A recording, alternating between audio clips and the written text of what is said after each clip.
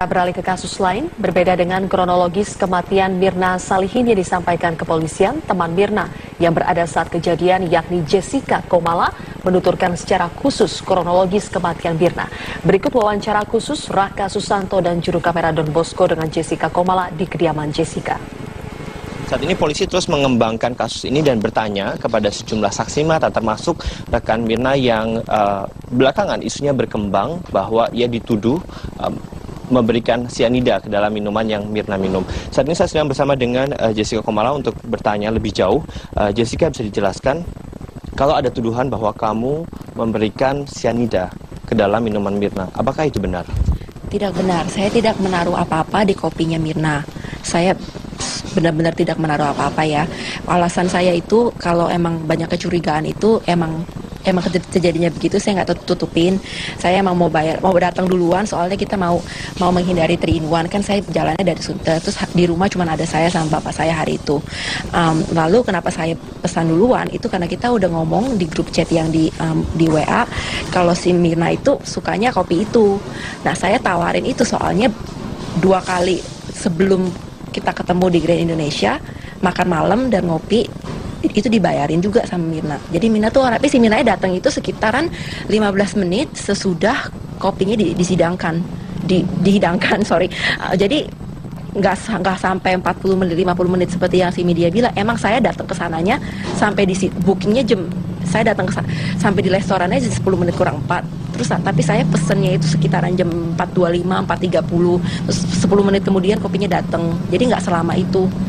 Mirna bilang bahwa kopinya itu tidak enak, kamu disuruh mencoba, kamu tidak mau mencoba.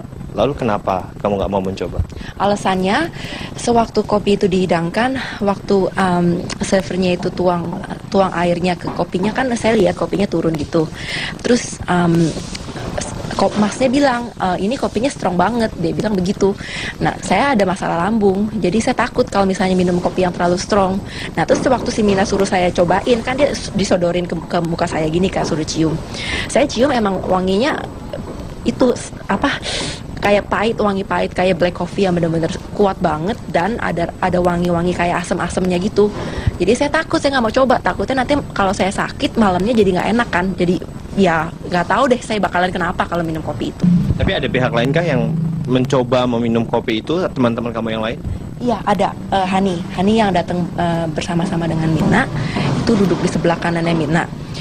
Waktu habis Mirna itu minum kopinya dia, lalu merasa tidak enak dan bilang ke saya suruh cobain. Habis itu dia langsung menunjuk ke arah sana untuk menyuruh saya mengambil air putih. Nah, waktu saya meminta air putih itu, masnya tanya-tanya pertanyaan seperti, oh mau merek apa, mau ukuran apa gitu kan. Mereka kan dia nggak serve yang benar-benar air putih biasa kan maunya yang botolan, yang mungkin ya sparkling water atau apa gitu. Jadi saya bilang aja udah air putih aja apa aja gitu. Nah, pada saat itu saya tidak melihat kalau si Hani mencoba juga kopinya.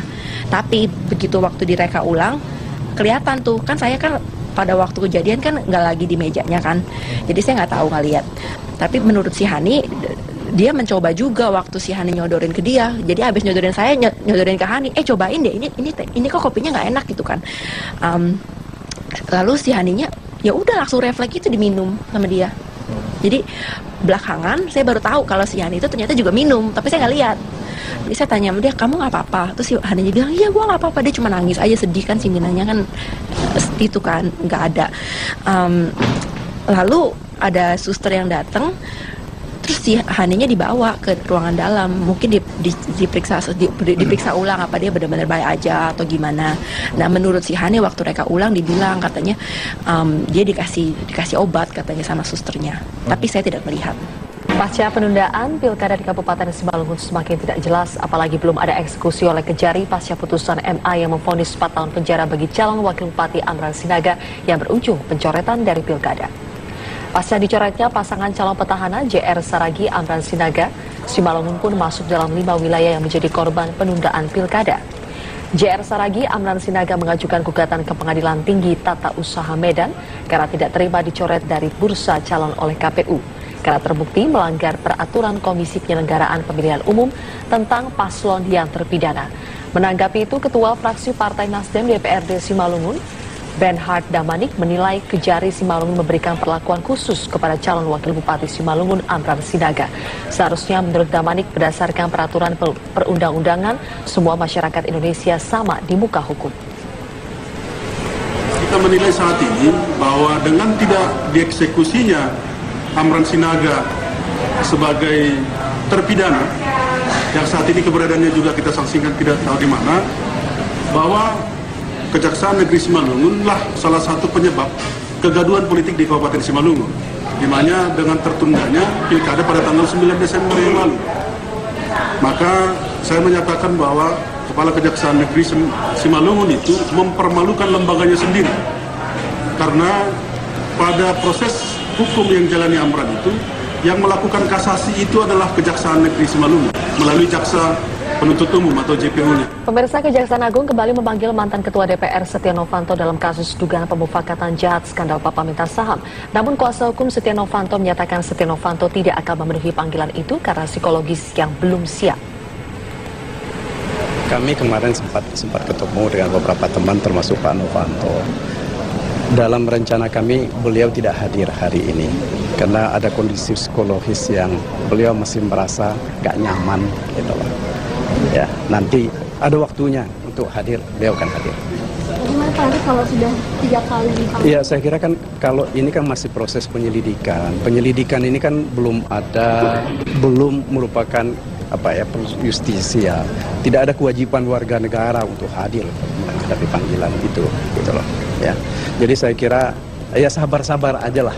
Dan untuk memastikan apakah Setia Novanto betul-betul mangkir dari pemanggilan kedua Kejaksaan Agung, Marshalina Gita akan melaporkan langsung dari Kejaksaan Agung. Gita, apakah sudah dipastikan Setia Novanto tidak akan hadir dalam pemanggilan ini? Lalu langkah apa yang akan diambil Kejaksaan Agung? Kepastian hadir atau tidaknya mantan Ketua DPR RI Setia Novanto untuk kedua kalinya oleh Kejaksaan Agung terkait dengan pemeriksaan dirinya atas kasus skandal pemufakatan jahat skandal Papa Minta Saham sampai saat inilah yang juga masih ditunggu-tunggu oleh pihak Kejaksaan Agung, khususnya Jaksa Tindak Pidana Khusus. Karena sampai saat ini dari pihak Kejaksaan Agung belum juga menerima surat resmi jika memang benar bahwa Setia Novanto tidak akan memenuhi panggilan kedua kalinya hari ini.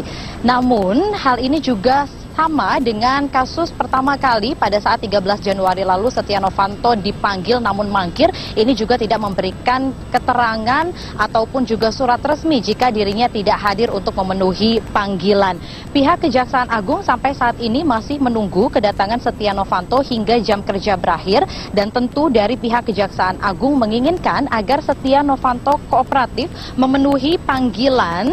Sebagai warga negara yang baik patutnya wajib memenuhi hukum, karena posisinya Setia Novanto ini mengetahui kejadian skandal tersebut sehingga keterangan dari Setia Novanto dibutuhkan dalam proses penyelidikan kali ini. Dan tadi berdasarkan pernyataan dari Jaksa Muda Tindak Pidana Khusus Armin Syah menyatakan jika ternyata Setia Novanto tidak hadir lagi dalam pemanggilan kedua kalinya hari ini, maka akan diberikan surat panggilan untuk ketiga kalinya, namun tidak akan ada pemanggilan paksa. Mengapa? Karena sampai saat ini kasus masih dalam proses penyelidikan, belum ada status tersangka sehingga tidak ada pemanggilan paksa, namun tetap akan melakukan ada beberapa sikap yang juga nantinya akan diambil oleh Kejaksaan Agung. Sikap-sikap yang nantinya akan diambil oleh Kejaksaan Agung jika ternyata Setia Novanto tidak juga hadir dalam pemanggilan ini, maka akan melakukan pendalaman lebih lagi terhadap kasus Papa Minta Saham ini, dengan baik itu nantinya jika ternyata terbukti ada tindak pidana maka akan dilanjutkan, namun jika tidak ada tindak pidana maka akan di stop, namun akan terus mendalami lagi dan juga mengumpulkan bukti-bukti lain dengan keterangan di luar dari Setia Novanto. Dan berikut kita saksikan keterangan dari Jaksa Muda Tindak Pidana Khusus Armin Syah. Kalaupun beliau-beliau ini nggak bisa dimintai keterangannya, kita harus ambil sikap. Kalau memang data yang kita cukup, sikap itu bisa lanjut, bisa didalami lagi atau dihentikan. Tidak bisa dinaikkan. Kalau di KUHP itu penyelidikan itu adalah bisa tidaknya ke penyidikan kan gitu. Nah, nanti aja kita belum ambil sikap untuk itu. Seperti juga yang disampaikan oleh Armin Syah terkait dengan jika ternyata tidak hadir, maka dan dari pihak Japitsus sendiri juga menyatakan ini terserah dari keputusan Setia Novanto apabila ia tidak hadir. Namun tentunya masih akan terus maju untuk menangani kasus skandal Papa Minta Saham ini. Untuk sementara demikian, Zilvia. Marsha Rinda kita melaporkan langsung dari Kejaksaan Agung Jakarta.